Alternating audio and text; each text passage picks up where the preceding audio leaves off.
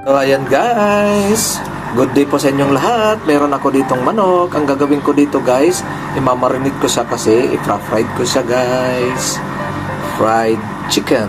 Yan, mamarinate muna natin guys para masarap siya guys. Okay, let's go. So yun guys, iwan natin sa gilid para yung imamarinate natin dito na soy sauce guys, umaabsorb sa ano. Guys, nag-slice ako ng sibuyas at saka garlic guys, plus na. So ihalo na natin to guys sa manok natin guys. Yan. Ilagay natin to.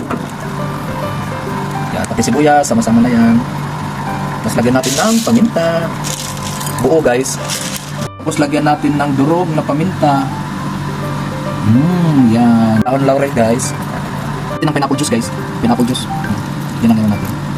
Ng tuyo, soy sauce guys. Natin ng sweet soy sauce guys. Yan. Tapos, ang gagawin natin dito ay mikos natin guys. Mikos. Ayan, mix natin guys. Bango. Yan, dito lang guys. Ito yung pagmamanitin. Depende lang sa inyo guys. Pwede naman nilagyan ng soy sauce. Pwede lemon lang o vinegar lang at saka garlic. Depende lang sa inyo. Ito yung discover ko guys sa sarili ko. Sarili ko lang itong pagmarinate guys. Tapos i-fry natin ito guys. Yan. Okay na yan guys. Yan guys, ang gagawin ko dito kasi namarinate na siya. Lagyan natin sa ziplock guys. Meron akong ziplock dito guys. Lagyan natin. Kahit mga isang oras lang, 2 oras, at saka pwede na yan lutuin guys. Yan, sisama natin yung ano niya dito. So, ito na saan. Minarinate natin guys. Yan guys. Tapos, bawasan natin yung hangin. Yan. Tapos, ziplock natin. Yan. Pwede na to guys. Tingnan mo guys. Ano na sa ziplock. Silagyan natin sa rin.